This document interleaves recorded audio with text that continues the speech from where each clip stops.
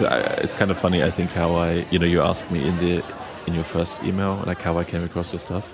Yeah. And it was kind of funny to me that, in a sense, you're an unusual guest in the sense that I initially was looking for something else. Oh, yeah. Like often it's a paper that I read for a specific reason because it's about my own like it relates to my own research and I want to know something from it. And here I was looking for something and I thought maybe this is relevant. And I thought, no, not really. But I just continued reading because I thought it was interesting. Oh, okay. Yeah. That sounds good. Yeah, exactly. And in a roundabout way, it is actually kind of relevant again. It's just somehow I expected something slightly, or I was hoping for something slightly different because I was looking for something very specific. Mm-hmm. But yeah, I just thought that was kind of funny. Yeah. I'm actually curious now, I mentioned that the two papers on morality of war was what I was interested in. Is that actually something, I think I want to talk about the government stuff later. Yeah, that's but fine. Just for now, is that actually something that is also relevant to your work now, or is that kind of something you've done and left behind you? It's not at all relevant to my work now. Yeah. Okay. I completely switched tracks when I got this government job. So because the academic pipeline is quite long, I am still working on some papers related to war, but that's, again, like just in my spare time. Not related to my job. Because I was curious then what exactly Australia's planning. Yeah, exactly. How did I end up in government when my research interests are morality and war? Yeah, it's like Australians trying to figure out what they can get away with. And stuff like that. That's awful. No, I think the reason I was a good fit for my current role has to do more with the skills that you pick up during a social psych PhD. So data analysis, just the general literature on social psychology more broadly. And then also, I guess, I've been told that my application stood out because I mentioned open science and pre-registration and, like using preprints, open access, those kind of things, which is something that Beta does as well. So what does Beta stand for again? Oh, yeah, sorry. It stands for the Behavioural Economics Team of the Australian Government. So there's no G. It's a slightly weird acronym. No, Beta sounds much better. Yeah, it does. Yeah, so we pre-register all our trials and we publish by default. So often we can only publish a project like after it's well and truly wrapped up, but at some point it makes its way onto our website. So all our projects that are completed you can read about at behavioural-economics.gov.au. So I said I wanted to talk about this later, but I think now we're in it. Yeah, that's we'll true. talk about the war stuff then later. Yeah. Yes, as I mentioned, like I have no idea what kind of work you would be doing, and one of my questions was whether you actually still plan on publishing things or not. And so, can you just kind of talk about how your work now relates, maybe on a practical, like day-to-day level, like what you do, how that relates to kind of what I assume before was kind of standard academic research? So, well, I guess, have you heard of like behavioural economics, behavioural insights, nudge units? Yes. So, I mean, nudge units, so let's see. So I think actually once, like ages ago, read the Nudge book. Nudge, yeah. But I'm not sure whether I've read it. So, but I think that's about, how should we say, depending on how you frame questions and make options available to people, they behave differently. And so I think the idea is to basically make people adopt things that are good for them without forcing them to. Yes, yeah.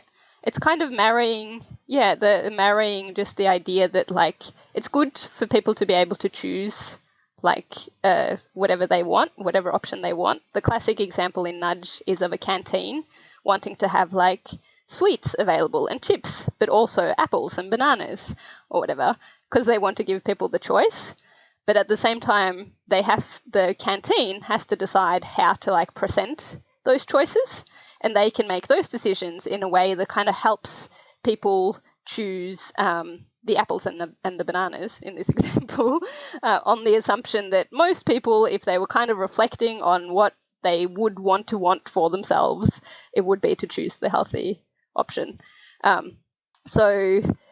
Behavioral, like nudge units or behavioral insights units, have kind of come into government to try and help policymakers think about the way that they present choices to the public. It's like there's no neutral way to kind of give people options. You have to pick one, and so you should try and pick ones that will do people, like, the most amount of good, but also you should evaluate and find out, well, if we do it this way, what effect does that have? And if we do it that way, what effect does that have? Rather than relying on the assumptions from sort of classical economic models. So that's at the broad level what we do. Yeah. I mean, like one example that came to mind for me with nudging is that of organ donations.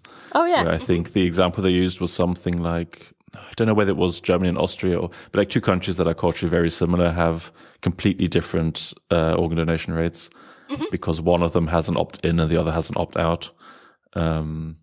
And that, because people are lazy, basically. In one case, like in the opt-in, where you have to make an effort to be an organ donor, something like 20% of people or whatever are organ donors, and in the other case, where you have to opt out if you don't want to be one, something like 70% of people are organ donors. Like that. Exactly. So those are the kind of things.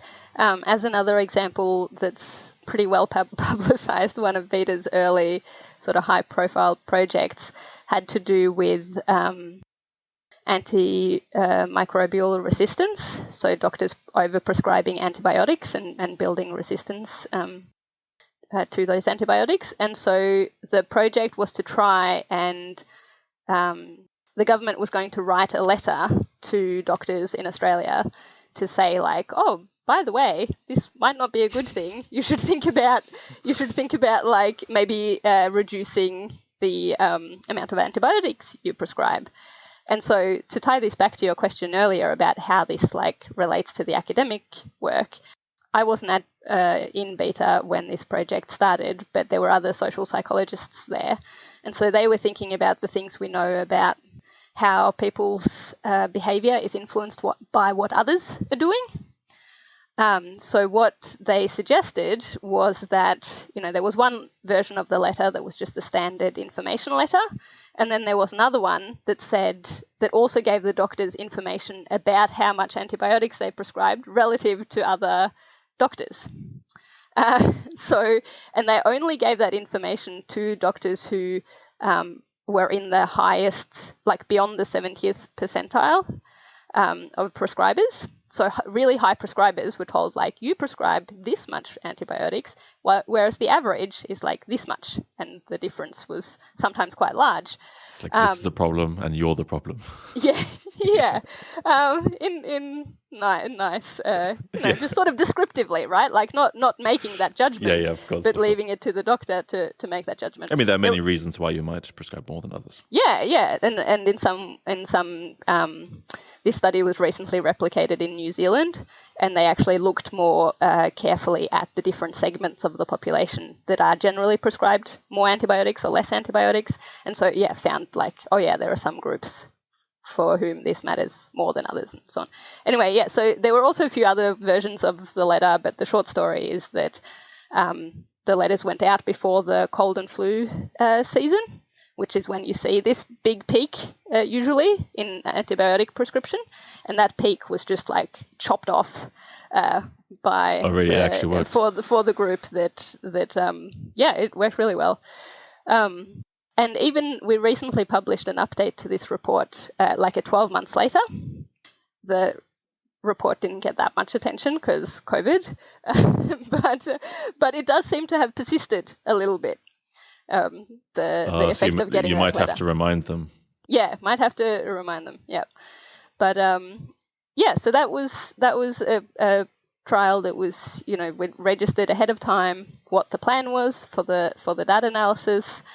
What the main outcome measure was going to be, which in this case was the number of scripts per 1,000 visits, how it was going to be analysed, and then the report is available on the website. This is one thing I wanted to answer. To ask? So the publications you do, it doesn't have to be like a paper or something. It's you don't have to, do you have to go through the whole peer review process, or how does that whole thing work? No, so I've discovered something much more rigorous than the peer review process. It's called the clearance process, okay. which just means like I guess academia. You think of it as fairly hierarchical in some ways. Like there's a very clear like undergrad, grad students, postdocs. Associate professor, like there's clearly levels, but in terms of just the interactions that you have and who makes what kind of decisions, it's a lot flatter. But in government, one big difference is just that the hierarchies really matter for like we write a report, then it goes to the next person in the hierarchy and they have to read it and say like, oh yeah, this is okay, but take this bit out. And then you do that. And then it goes to the next person and they say, okay, this is fine, but I don't like your phrasing here. Like change that. And that I guess I should also point out that a good thing is that process doesn't happen only at the end, like after you've done all the work. It also happens right at the start. So you say like, oh, maybe we want to do this. And they think like, oh, okay, yeah. Is that a good idea? Is it going to benefit the Australian public? Is it value for money? Does it have any like risks associated with it? Okay, like if we've balanced up all of those things yet, okay, go ahead.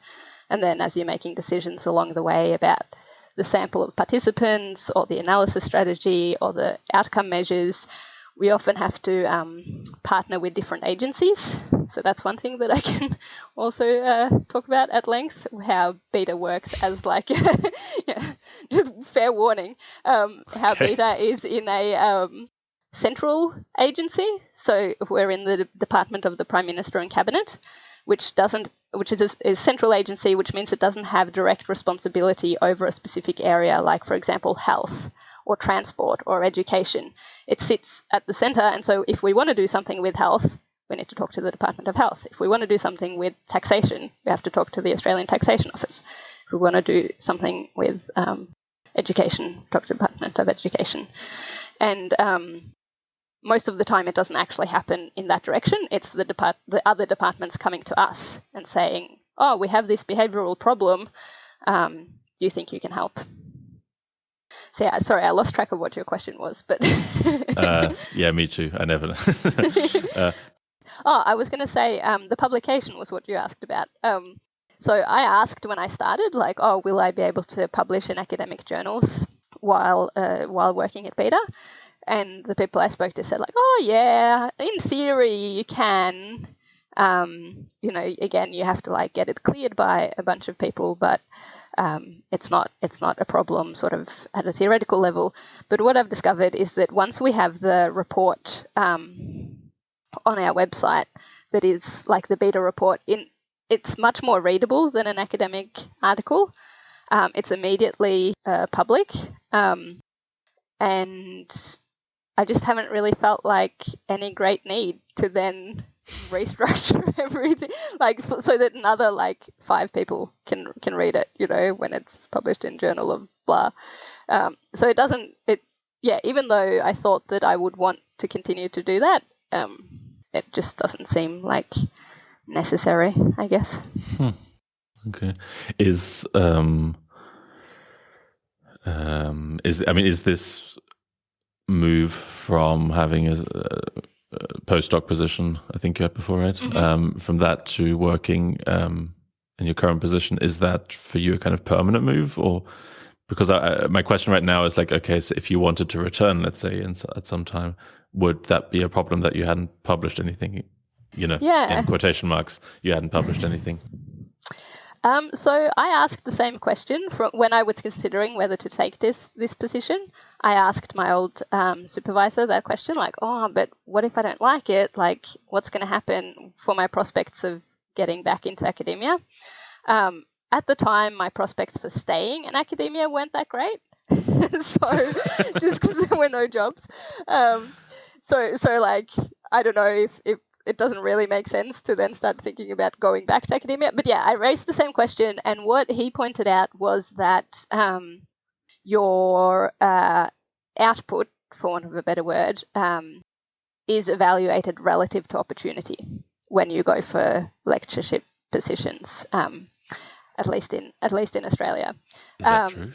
I mean, maybe it's like a theoretically true thing, but so he followed up to say that he thought that I could make an argument that it's not like, say I stayed in this job for like 3 years and then decided I wanted to try and get back into academia.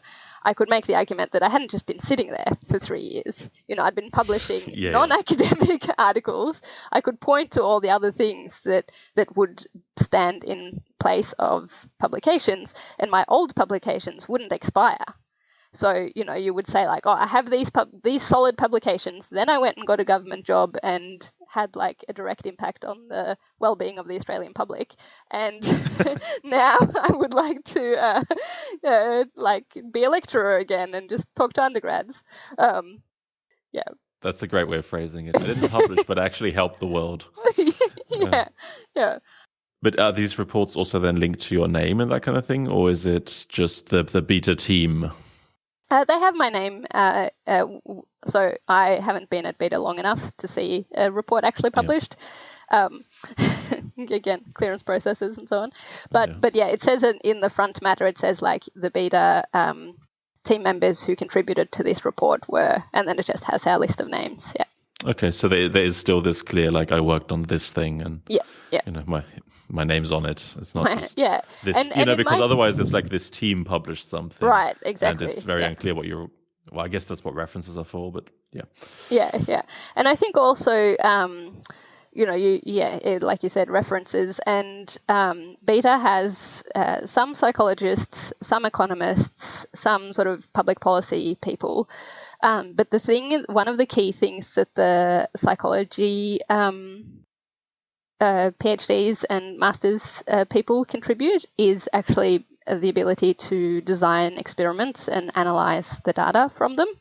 So for the projects that I've been a part of so far, I've been the main data analysis person for all of them. I say that, and then there's been a more senior data analysis person checking all my work, as is good and proper.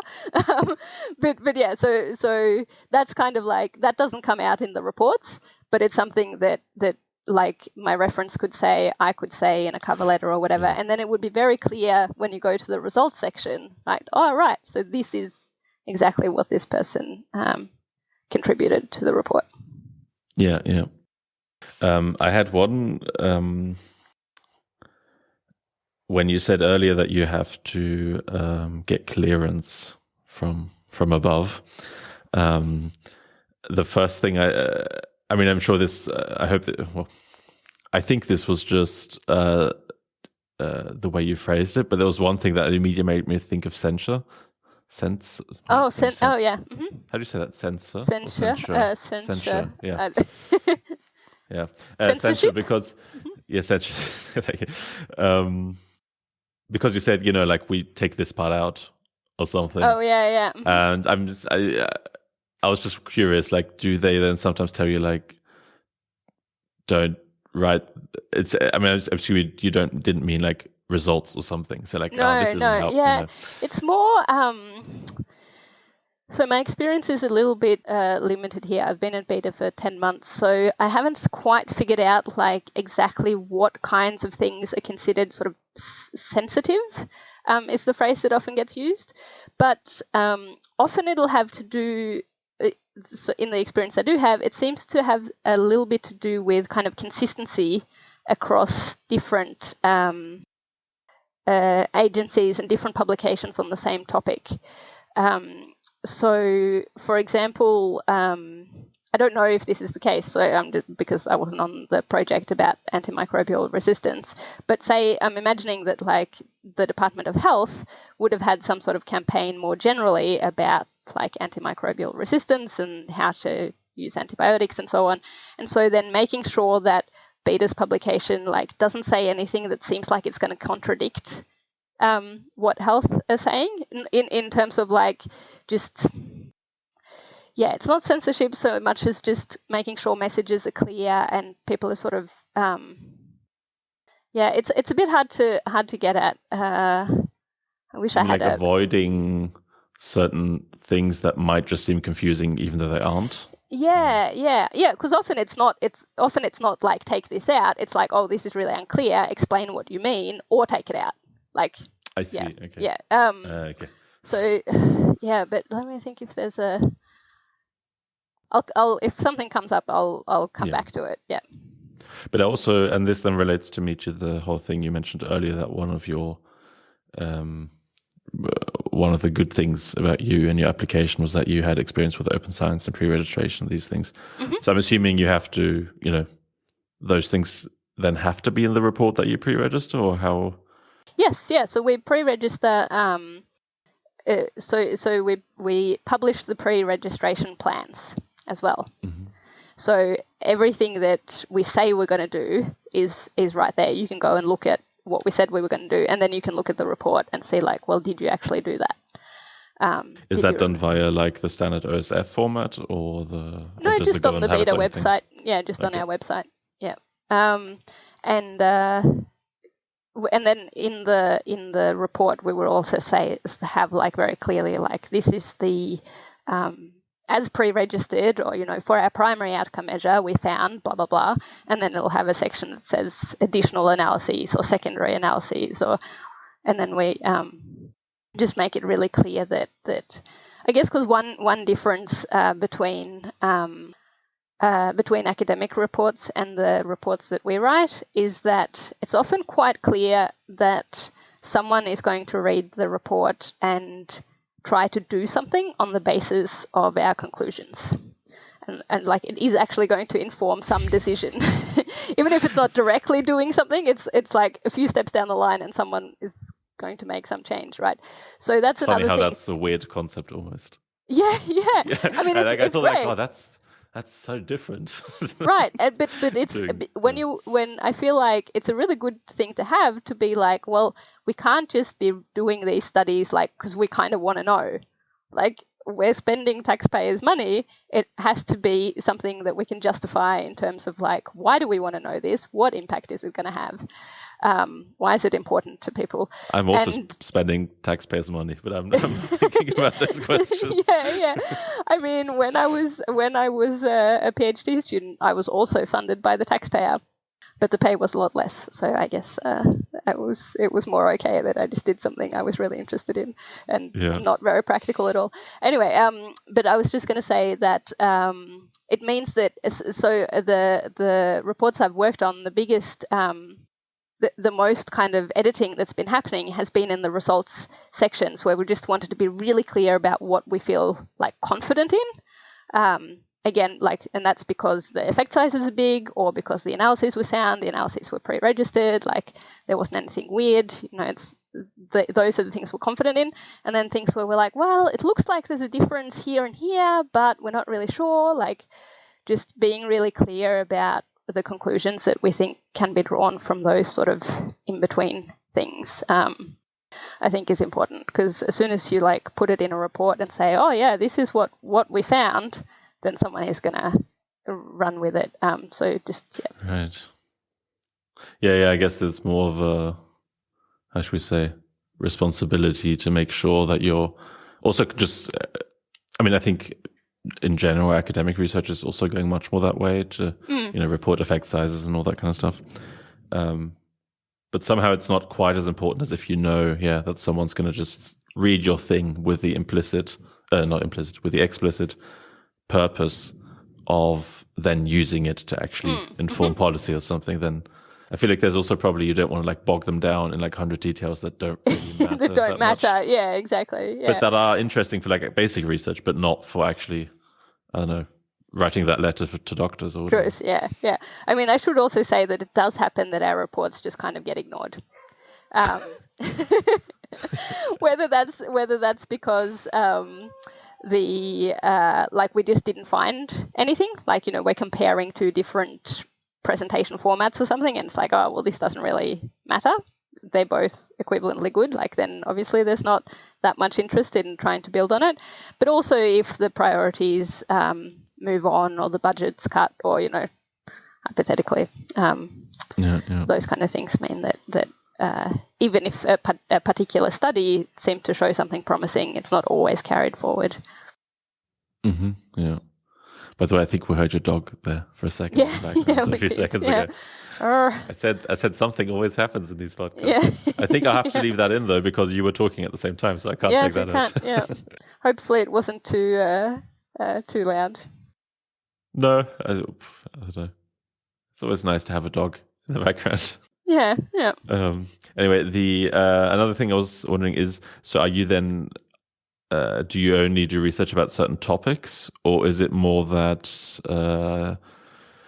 your team, the meta team, is like a general research purpose team where just people say like, hey, we want to know something about this, and then you just go off and do that? Or is it, I'm just curious like how specific or limited the research you do is, or whether that's more, whatever has to be done.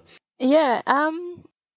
In theory, we could work on anything across government, but in practice, it's sort of a balancing act with people coming to us saying like, oh, we have this problem, can you help us solve it? Or, oh, we have this question about that, can you help us answer it? And then this is something that my managers do a lot more than I do, because they're kind of in charge of like managing Beta's workload and projects as a whole. They have to figure out like, is this a problem that that is like a behavioural issue, so therefore something that falls within our scope? Is it, if it is, then okay, good, but do we have capacity to deal with this right now? Is it on a topic that we sort of already have some expertise in? I'm just trying to think of like the other considerations. What are the timelines like? Like sometimes an agency might come to us with a project and say like, oh, we really want you to help us design this website. And then we're like, okay, that sounds interesting. And then they say like, oh yeah, but we have to finish it next month. It's like, well, then there's a limit to how much we can actually contribute. That was just a random example. But so it's kind of a balancing act. But we've worked on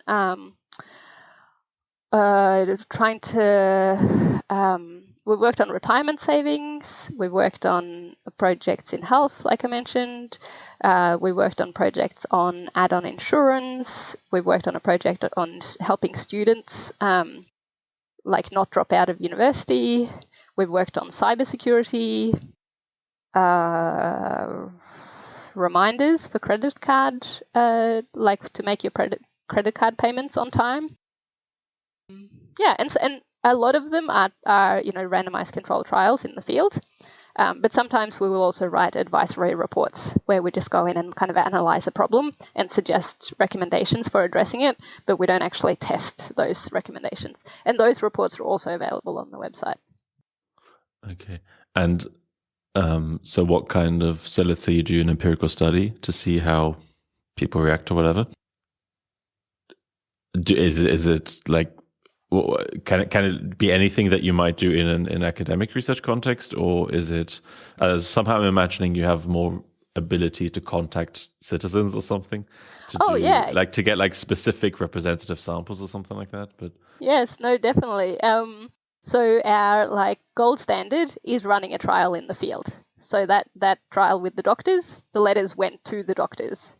Like the actual real, I think it was a sample of like 3,000 or something. You didn't let undergraduates imagine they were doctors. Imagine that they were doctors, no. But and I'm just trying to think of. And the project with students, again, that was a randomized control trial in the field where we got partnered with 2 universities and recruited students at those universities. But we have also done some more like framed field experiments, so that where you try to get a sample of people who would be sort of engaging in the kind of decision that you're interested in. So an example is a project that about retirement planning. So there they got people who I think were recently retired, and so they spend a bit of time like trying to like making sure that they could recruit those people, and then they took them through a process that was hypothetical. Like they didn't, in that case, they weren't actually choosing their a new retirement plan. It was just kind of taking them through. I think it was a website informing them about different retirement plans, and you could make like okay, so now that you've been through this, was it helpful? Do you think you would switch retirement plan, savings plan, whatever it might be? So yeah, we do a little bit of that kind of more hypothetical work as well. It sounds like these, especially when I compare it to the study that that we're going to maybe talk about in a few minutes, which is an online study, right? If I remember correctly. Mm-hmm. Yeah. Right? Yeah. It sounds like these are just involve a huge amount of effort in terms of like getting the data, like because it's in the field and that kind of stuff, like contacting all the doctors and I guess you have to measure their antibiotic output, if that's the word, their prescription. Yeah. So yeah, a lot of the challenge comes from not just like figuring out the sample and how to contact them, but also like where do we have access to that data. So the data on doctors' prescription rates is collected in Australia, but of course it's automatically. Or yeah. Okay. I can't remember like what the organisation is that collects it, but it's collected. But of course there's like huge privacy and confidentiality issues around that. So like it's a pretty long process of negotiating to convince the agency that we're going to be treating that data as it should be treated securely. And that it's not going to compromise individual doctors or put them at any particular disadvantage, things like that. All our projects still go through an ethics review board, and they're also reviewed by the particular teams that just deal with privacy in our department. So there's a lot of things like that you go. So yeah, on the one hand, like because it's the government, it has access to amazing stores of data. On the other hand, getting access to those amazing stores of data is appropriately difficult. Yeah. But I'm also assuming you're not doing the actual data collection and sending email letters things. You said more the analysis part. Yeah, good question. So for that one, no. So one project that I'm on at the moment. I guess that wasn't your. Yeah, you said. Yeah, that one wasn't mine. But so just as an example, a project that I'm working on at the moment, and I won't tell you the details, but there the agency is doing all the data collection. We've specified what kind of what variables we want to collect, and then once we reach the target sample size, which is in this case is taking a few months, they will do the initial data cleaning, make sure that no individuals can be identified, and then send it to us, and we'll do the data analysis. Yeah.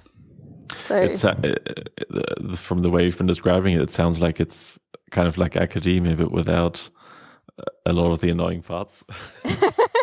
but with different annoying parts. Yeah.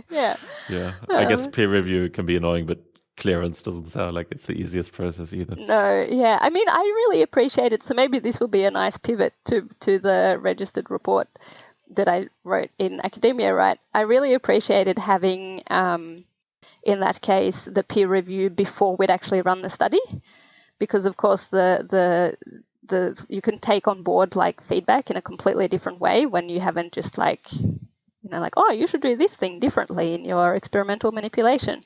It's like, oh, well, thanks. I already had 3,000 people complete this study. It's much more useful earlier on. And one of the really great things about working the way that Beta works, and this is probably true for some academic labs as well, is just that it's so intensely collaborative. And you're always having to, because we work in partnership with other agencies, you have to talk to people who are not so used to thinking about experiments and research. And so you have to justify every decision and rethink it and explain it. And there'll be some sort of practical reason why you can't do it in the theoretically best way or whatever. And so you work out solutions to that, and you get everyone on board with the outcome measures and talk about okay, well, if we're measuring money spent on X, then we're treating that as a good thing or a bad thing if it goes up or down. Just kind of making those decisions about what it all means, where you can get the data, how you're going to get the data, like what you're going to do with it, all those things. Like there's a lot of work that goes into it before the trial is actually in the field, which I think is really helpful. Yeah, so since you already made the bridge to your preprint, your paper, I think I'll take that. Actually, maybe we can. It's funny, we're just doing the conversation exactly the other way around than I planned it. Yeah, sorry about that. So I think no, I mean, like, in terms of me also starting with the government stuff, I thought we'd talk like about morality in war, then get to your paper, then talk about registered report, because I have a few questions about that, and then talk about government stuff. But now we're just going to completely flip that around. Yeah. So then I'm also just, in general, I haven't, I think you're the first person I'm talking to who I know has done a registered report. It's like something, you hear about a lot, and that I talk to my supervisor a lot, because we kind of occasionally about it, because we kind of like the idea and want to do it. But it's just a question like when it applies, when it makes sense to do it. So for a few minutes, I'd just like to get your like practical experience from writing one. And I have been involved in the peer review process of a registered report. Oh, great! Yeah, and I haven't. So okay, yeah, that was kind of quite cool. Although it's also a lot more work than a regular I can imagine. process. Yeah. So anyway, how did you decide that this should be a registered report, or how did that decision come about? So this or maybe, paper... sorry, but just very briefly, what is a registered report? Oh, yeah, okay. So a registered report is when you submit a paper to a journal with the introduction written, so the literature review, you've developed your hypothesis on the basis of theory, and you've decided kind of on your method, and then you submit it to the journal before you collect the data and analyze and write up the results and conclusions. And the journal sends the paper out to review, without that whole second half. And then if they decide to accept it, they commit to publishing it regardless of what the results actually come out as. And so it helps reduce publication bias, because often null results, for example, or unexpected sort of weird findings just don't make it into journals. But they definitely happen and end up in people's file drawers. So without registered reports, you can end up with a really skewed, sort of a biased representation of the studies that are run, because you only end up with the sort of very neat, positive in the research, in the statistical sense, findings in the literature. Yep. So was that an okay summary? Anything you'd like to add? Not much. I mean, like, one thing I think is kind of interesting is that I think this is probably the model that most non-scientists kind of assume almost. How science works, in the sense that you get critical feedback before you do it, rather than just complain afterwards what you didn't do. It's which true. is a standard model. Yeah. No, so I think that's a good explanation. So how did you then? Yeah, why was this? I mean, like, also what I'm trying to get at is. Not only like why did you decide to do it, but what kind of projects are most suitable, and when should you do a registered report, when shouldn't you?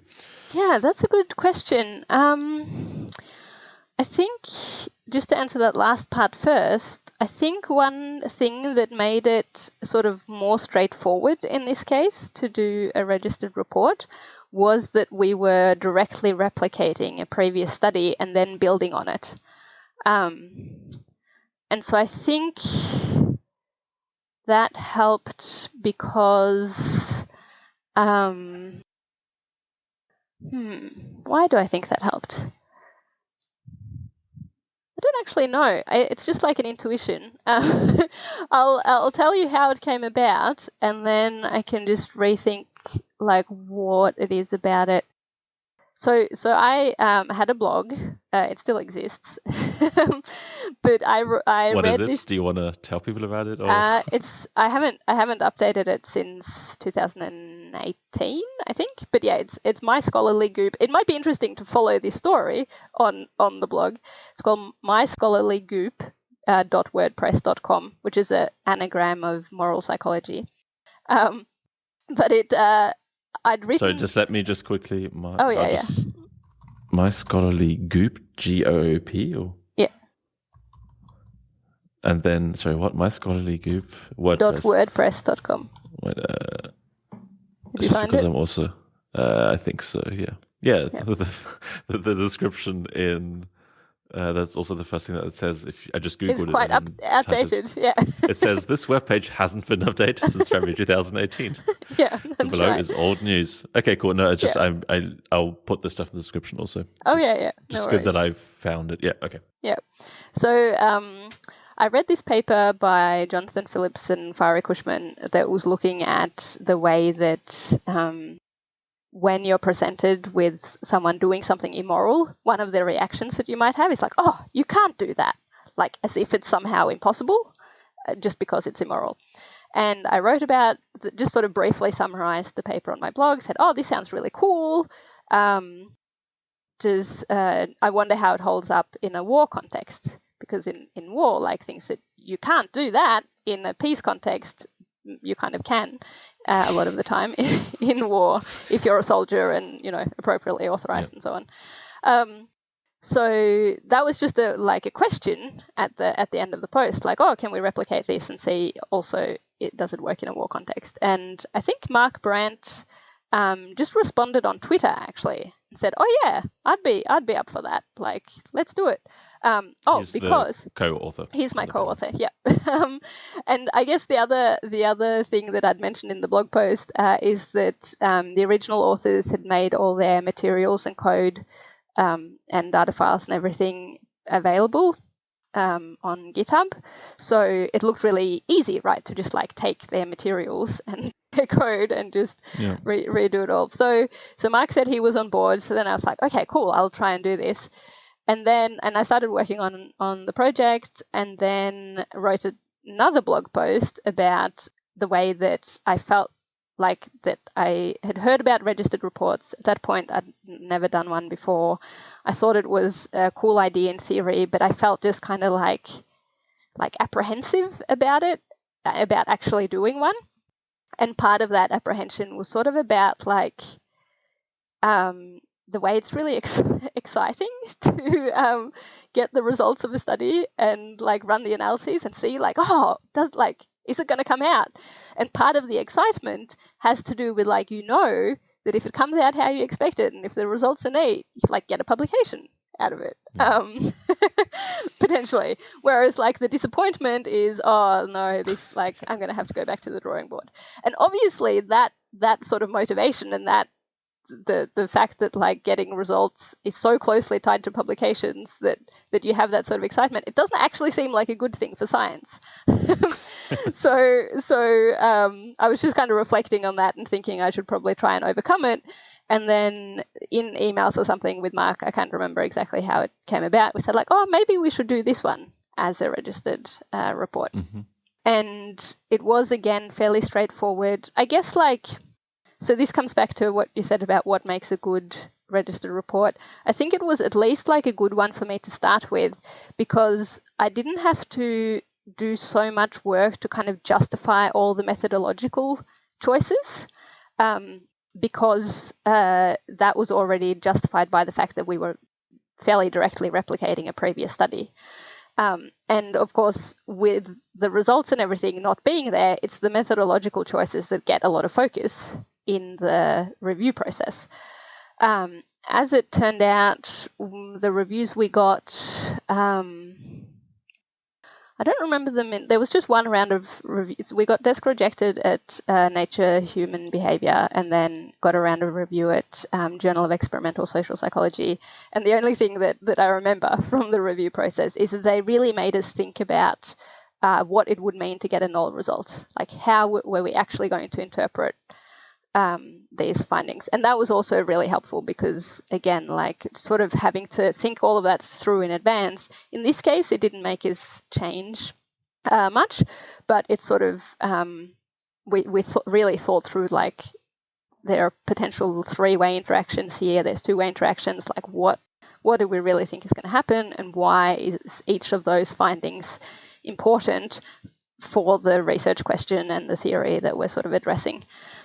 one of the reviewers was fairly skeptical that a null result would be interesting at all, and said actually that they thought that a registered report only made sense if like a null result and finding, like a significant result, would be worthwhile. But I guess we got around that. I think we just argued, I think, that in this case... What, you just said no? Yeah, no, I can't remember how we responded. Yeah, I think we tried to argue that, we did. I mean, interest, people vary in what they're interested in, right? But in this case, the null would have had to do with differences between war and peace. And I think if a result of a finding on like moral judgment is, there's no difference between war and peace, like that's kind of interesting. Because it's not what I would intuitively expect. I'm wondering, would it? This is actually, I'm just thinking about that point now, whether no result would have been interesting. I mean, because often, no result can also just mean somehow your manipulation didn't work or whatever. I mean, in this case, your manipulation is you just say in war context, basically, or not in war. So it seems like, it's easy to understand for the people, but, just reading the words and actually fully one thing I want to talk about later is a bit more is the thing about how to what extent it makes sense to ask lay people about these things, especially people who never really think about it, or at least I don't. So like in that sense, from that perspective, I do wonder like whether it could have just meant that people don't really think about these things or something like that, right? You just don't have an opinion. Yeah, absolutely. And I guess from a statistical perspective, what we did was include a equivalence test. So, like, could we even say that, like trying to argue that a null result means no difference is a little bit sort of statistically tricky. And as it turned out, we did get a null result for one of the key tests, but we also didn't find that the effect, like with the equivalence test, that they were statistically equivalent. So basically, we're just like in this no man's land of there might be an effect there that we just didn't detect. We can't, with confidence, say that these two things are the same. I can't remember the details. What was so I have equivalence testing is another thing that I've been wanting to do, but no, haven't gotten. I mean, there's, technically now in the third year of my PhD, but so I guess it's not like I've been thinking about it for 10 years, but the one thing that I always found with equivalence testing is like, you need your smallest effect size of interest, which to me seems often very arbitrary. I can't remember what was yours in the paper. We took the effect size from the original paper. As the smallest? Okay. Yeah. I can't remember, did they have a large effect size or? It's a little bit hard to say, like, because it was error rates in response to a sort of a time manipulation, like how many more errors do people make when they have to make a decision quickly. It's a little bit hard for me to say whether it was a big or large effect, like, because I don't really have a good sense of like what's a baseline in that sense. Like, obviously going from 100 errors to 0 errors would be a big effect, but I don't. Okay. So sorry, that's not. Yeah. That's not. But okay, so you took the original paper and then. Yeah. But it still has this sense of. Yeah, it's definitely. Difficult to say what the smallest effects. What it means, yeah. And again, like that was something. Just to get to the point, because if you'd chosen a larger smallest effect size, then it would have been right. So then, but then I guess what you can say is like any difference between them is smaller than this effect, and someone will come up because you picked a bigger one, right? And so someone will come along and say, yeah, but you picked a really big effect, and I'm actually interested in like even if a difference is smaller than that. So it's just an interesting. I think it would have been hard to pick an effect size if we didn't have that sort of like arbitrary, as you point out, but kind of obvious baseline to go with. Okay. Actually, so I'm just curious now about the review process from the author's perspective and on the other side. But actually, first, just quickly, what was the reason that Nature and Behavior rejected it? Did they give a specific reason, or did they just say no thanks? I think they just said no thanks. Maybe it was like too niche. Okay. Yeah. Okay. I don't know. They said thank you for your email. Yeah. that should be it for now. Yeah. Good luck with another chapter. Yeah. Okay, but so from actually you have one thing I found kind of neat is that you have on page 2 is the big figure of you testing a central assumption. And the figure really isn't the important part. You tested a central assumption. I was curious, was that before you handed in the register report, or was that part of the register report, or? That was part of the original submission. Yeah, so the stage 1 submission. Okay. I can't remember why we did that. I think we just, as we were like in developing the materials and stuff, we were like, oh, everything hinges on this assumption. We better just test it. It was part of the original. Okay, because I was curious because the reason I asked that question is because it seems to me that if that assumption would have fallen flat, then you wouldn't have needed to do the rest. So what did you then specify that in the register report, saying like, okay, the assumption just doesn't hold, so we won't do the rest? Or did you in the register report say we're going to do it anyway? Or sorry, no. So that data we did collect before we submitted Okay. Yeah, sorry. So it was okay. Yeah. Yeah, so it was part like the whole. Yeah, that whole bit. The collected results data as well. Was part of the collected data. Sorry. Yeah. Okay.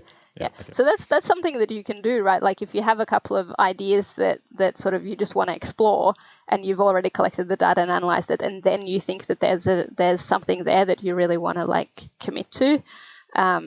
That's one way to, I think, also like dip your toe into registered reports, is to actually submit a stage 1 manuscript that already has like the sort of traditional methods and results for like maybe 1 or 2 initial studies, but then you're registering the final study in a kind of package that's more confirmatory. Yeah. I mean that is specifically one example I'm thinking of, because we have like something where it, in a way, it's kind of like expanding results we already have, or generalizing them a bit. But then I always wonder, what I find really tricky is this whole thing of, let's say you then have another idea that would fit really well into it. Can you then like add that as another register report? Or it's also, for me, the question, like a register report, does it make sense to call it a register report if like 1 out of 5 experiments is a register report? Right. That's a good question. Yeah. And I wouldn't. Yeah, I agree. That sort of starts to seem a little bit strange, but I guess as long as it's clear in, people skim the abstracts. If it's clear in the abstract that only the last study was, submitted for review before the data was collected or something, that doesn't seem like such a problem. What label you want to put on it, I don't know. Yeah, it is more just how you call it, but yeah. I was thinking something about testing assumptions. Actually, one of my other papers kind of ended up being almost like a registered report by accident. Okay. So in that, it was the 2 of my studies for my PhD had to do with the principle of discrimination. So how people make judgments about when soldiers versus civilians are killed or do the killing in war. This is not the discrimination is a very morality of war context specific. Sorry. So principle of discrimination describes that you're allowed to kill soldiers in war and you're not allowed to kill civilians. So I just wanted to say again, like, what do lay people think? Well, we can hold on the question of whether that even makes sense as a thing to ask. But in my PhD, I was just sort of learning, like how to set up experiments, all these kind of things. And so there were a few things about these 2 studies that was just kind of weird. And nonetheless, I packaged them up like after my PhD and submitted them to a journal with my supervisor, Simon Layham. And the reviews came back and they were like pointing out all these weirdnesses, like, oh, this is a bit odd. And like, why did you have this kind of response scale here, and things were out of order here, and would this have influenced your effects? And they were fairly minor things, but in the end, I totally agreed. Like, oh yeah, that's not how I would do it now. So what I did before resubmitting the paper was just like run the study again with all those things fixed up, but otherwise like very, very similar and the same analyses, and exactly the same results came out. So it was like, that was reassuring. Yep. but yeah, that was kind of that was an opportunity to in a way, like I had committed to a particular method because I'd been through the whole review process. If I'd made additional changes at that point, the reviewers would have been like, come on, like, what are you doing? But instead the changes were all like to just tidy everything up like the reviewers had suggested and like I agreed, and then to replicate my own work, and it was published. So that's good. Yeah, that's another thing that to me, that kind of format complicates the question of whether to register a report, because you can of course submit something and then they sometimes say, can you do this other small study? So as part of regular peer review, you can kind of also have a registered report in it anyway, often. And then you just don't get the label, right? Like yeah, exactly. Yeah. But I want the label. Yeah. That's all I care about. Of course. Yeah. Contribution to science. Yeah. Okay, so then from what perspective does it make sense to then ask lay people these questions? I mean, there's a similar discussion I once had just privately with a guy who did experimental philosophy, where there's also the question like, why does it make sense to ask people who don't usually think about this thing? When does that make sense and when doesn't it? I think in my case, it didn't really make sense. And Good. I made it was mostly a pragmatic thing. Like I just can't get access to soldiers. And I kind of wish that I'd made some different decisions because of that. But I think it can make sense because morality is so much about regulating other people's behavior in a social setting. And third-party observers, like people who just, Sorry, just quickly. I think your microphone is super close to your mouth, so I can hear. Oh. I don't know. Is that movable? Maybe better? That's better. Yeah, just there was a lot of just breathing, air. Yeah. Yeah. Okay. Yeah, now it's better. Okay. Yeah. So morality seems to function a lot to regulate people's behavior in a social setting, and in those cases, it's not just about the perpetrator and the victim. It's also about these third-party observers and the kind of sort of punishments and praise and help that they provide. And so those are people who are not necessarily directly involved, but their judgments still matter because they form part of that whole sort of structure of moral judgments and norms that then influence us directly and indirectly through like our knowledge about those norms and so on. When it comes to like people who don't think about it that often, that's slightly different from the category of people who are just, outside of a given conflict. Like an external observer might spend a lot of time like thinking about something, or they might not. I agree that it doesn't really, in some ways it doesn't really make sense, but when it comes to war, like I also just have this feeling like you should be thinking about it, actually. Sorry. Yeah. So I agree, like people aren't really thinking about it that much, and that's part of like how we've set up society, is so that there's this particular group of people who go and have it as their profession, and the rest of us don't really have to think about it. But I think that's like a kind of unfortunate gap, I suppose, for lots of different reasons, including just sort of the disconnect. Like I was in the US at the time, and so there's this trope of like, thank you for your service, right? Like, and military personnel get to board planes first. and you go to a basketball game and at halftime there's like a big, like fanfare and, thank you to the military men and women who are here. Really, every game? Or? Maybe not. I've only been to a few games. Yeah, you didn't go to all the games. No. But there will be these like little moments, right, where the military is kind of highlighted, but it feels very superficial. Sorry about the dog again. And like not a very strong engagement with what you're actually asking them to do on your behalf as a citizen. So there's this sort of gap between the military and civilians that obviously my research didn't actually help with. Maybe if I'd continued in academia, I would have gotten there eventually. But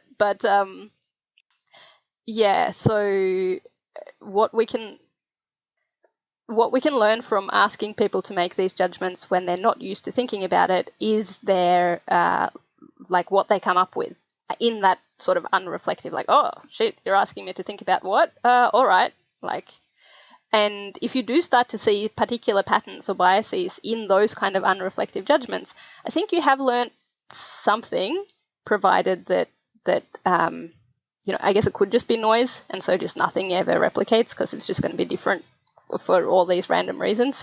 But if you do start to see patterns, I think maybe you've learned something. Hopefully. I mean, this is also psychological research, right? It's not, you're trying to understand how people think about it. It's not make an argument for or against exactly. moral principles. I mean, that's what we have, I don't know, lawyers for, philosophers. But not psychologists. No, and part of the reason why I started studying it was because I had been reading a lot of philosophy of war, and it touches, like the philosophy of war sort of talks a lot about the legal systems surrounding war and vice versa, but it doesn't really seem to talk that much or at all about the sort of intuitions that everyday people have about it. And sometimes some of the conclusions that they come to seem to be pretty like disconnected from how like the sort of uninformed person might just think that things should work. So that can be like you don't always want I think there's a role for philosophy in pushing people towards like a different way of thinking. Like if you think of, for example, Peter Singer and the way that he takes like utilitarianism to the logical extremes, but by like starting to think about suffering and animals and so on, he's pulled a lot of people in the direction of caring about something they didn't previously care about, even if they haven't gone all the way to the extremes that he has. So similarly, like there might be a reason why that there's a gap between what moral philosophers say about war and what regular people sort of think and say about war, and that it doesn't have to be that the philosophers should move to be more similar to the everyday person. It can also go the other way around. I'm not making any like particular arguments in that sense, but you've got to find out what the gap is first, right, before you can start to think about, is it even a problem? Yeah. Yeah. I mean, for me, just personally reading, I think this was more about the Morality of War, a review and research agenda. About that paper there. What I kept thinking about was, so I'd never, it's kind of funny that I've never really thought about war, considering I grew up in the first in the first German city that was freed by the Allies. Oh, wow. Like where I grew up, like when there's like I don't know what they're called. There's like huge stones that tanks can't drive over. Oh, right. That are like there's like rows of that through the countryside, and so they keep them there in Germany just so to remind you, like, this used to be a thing. Mm-hmm. So it's kind of like that. It's kind of weird that I grew up like that, and I've never really thought about war. But one thing that really struck me is like it's obvious that there are different legal, I don't know, was it systems or structures or rules applied for war and for peace context. And like when I just thought about it, I thought like, why would it even make sense to have different legal systems for war and for peace? And I thought like, shouldn't killing someone well, I guess we. I mean, I know nothing about law either, but when from what I understand, when someone has killed someone, you take into account the reasons and all these kind of things, right? Mm-hmm. But it still seems kind of weird to me that you'd make this huge distinction between saying, well, the country's in war, so therefore you can shoot people. Yeah. As a kind of categorical difference. But then for me, I mean, like, I also think about game theory in these things because of my own research. And like then I kind of thought about that if you, so let's say you have the same legal system across the board, mm-hmm. then that would probably just be, how should we say, that would not be good for the only country that does it, right? Because then they just get killed. So it almost feels like this kind of thing where evolutionarily you can't really, whoever adopts. Massive coordination problem. Yeah, exactly. And if one person or one country, you can't really go, can you go as a single person to war? It's a good question. But if a single country were to adopt it, then they just would stop to exist. Yeah. But do you know why there are these two separate systems? Is that part of it, or is there a completely different legal reason? Good question. It hasn't always been separate. You'd have to talk to like a historian of the legal structures of war or something to think about how it came about.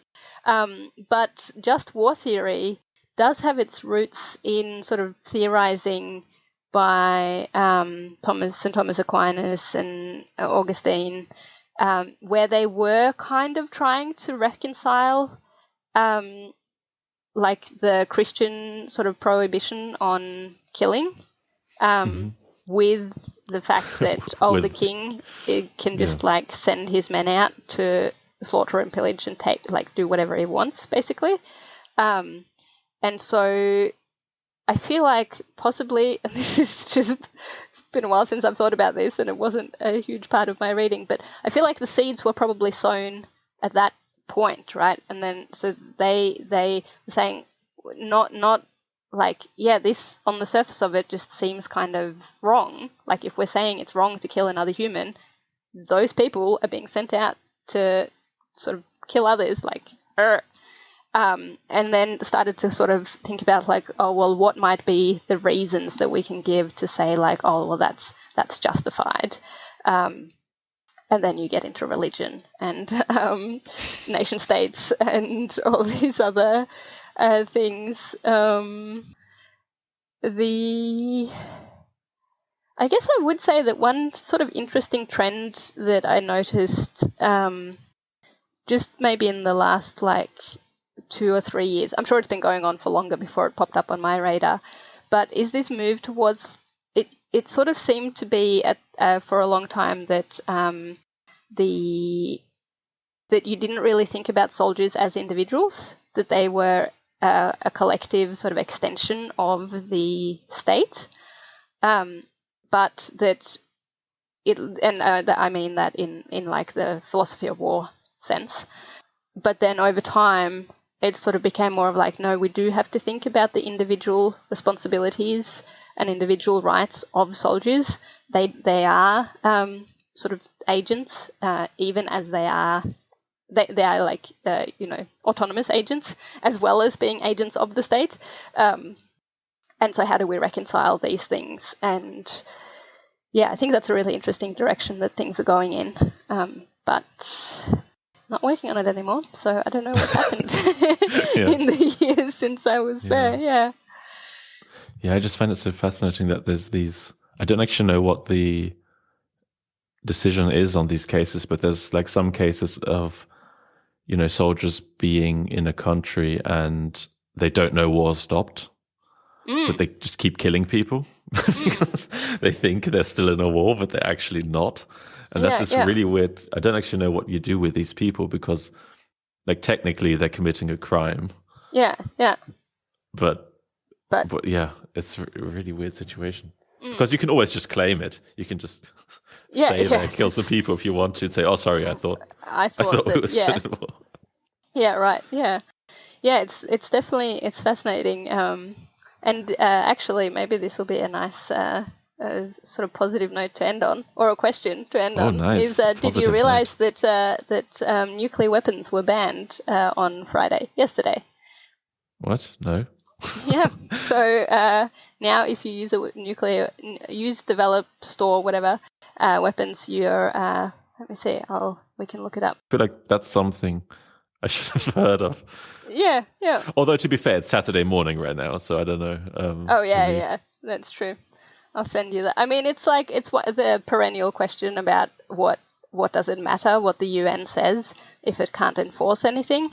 Yeah. But in terms of setting international norms and that coordination problem that you mentioned with game theory, like what happens to the one country that tries to, I think that it's important to, like if you think of the ban on cluster munitions and things, it's pushing people in the right direction. It also says the subtitle is also didn't sign it. Despite a lack of signatures. Maybe that's why I didn't hear about it, because they were like, nah, we're not going to do that.